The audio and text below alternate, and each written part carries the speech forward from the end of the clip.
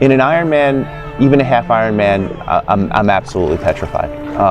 In some races, you're literally at the starting line treading water up to 15 minutes to try to get loose and to get ready. The gun goes and it's absolute massive chaos.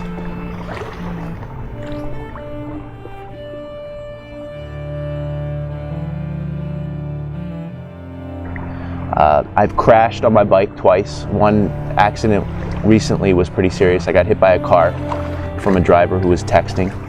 I almost drowned in the waters of St. George after almost freezing to death. It was a 52-degree swim. My family, my wife and my son have often asked, after training or after a tough race, what are you doing? It turns out that a lot of people have the same question, the answer to which cannot be perfectly articulated in words. In a world where it seems like all the wrong people gain notoriety in sports, and where getting ahead at any cost is the name of the game, there's triathlon. There are no shortcuts in triathlon. The expectation was that it was impossible and that there was no way I would be able to do something like this, especially because of how I felt limited in the swimming component. And what I've now learned is anything is possible. You put your mind to something, you set a plan, you set a training plan, you do the hard work, and lo and behold, and surprisingly, you can achieve it. In 2008, a Canadian-born sociologist named Michael Atkinson published a paper titled Triathlon, Suffering, and Exciting Significance. In it, Atkinson argued that the comforts and conveniences of modern life have come to pamper us so much that much of the excitement has been drained from our daily existence.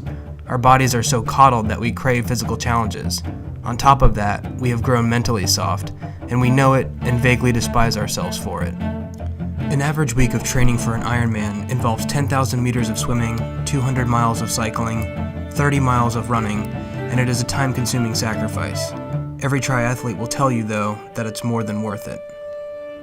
I was recently asked by someone, if you could be anywhere on Earth at any time, where would you choose to be? And I said, without skipping a beat, the finish line of an Ironman at 16 hours and 50 minutes.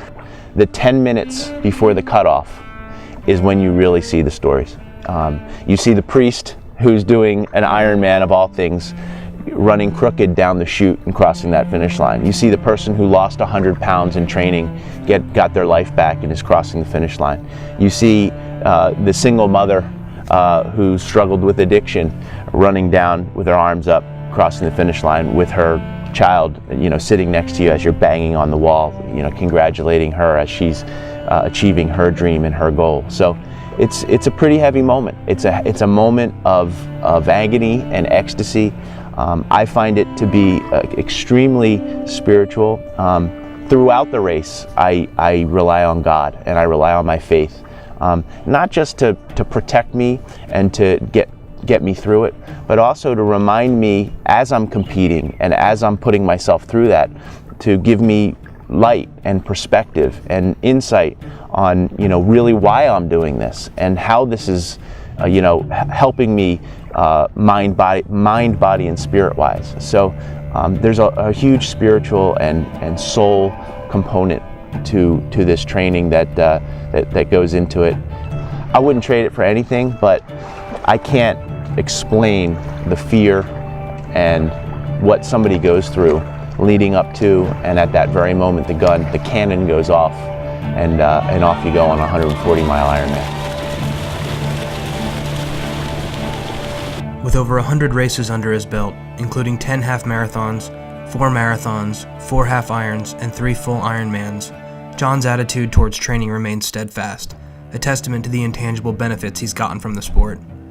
Preparation for an Ironman is a 6 to 8 month process, and although it's a long, lonely journey that's not only physically, but psychologically taxing, it's one that John is willing to take, so long as he can.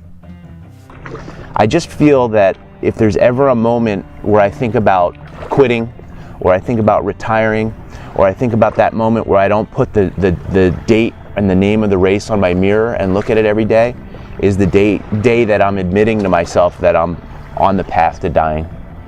So I don't know if I need it, I don't know if it's compulsive, I don't know if it's addiction, but I can't ever imagine stopping, quitting, slowing down.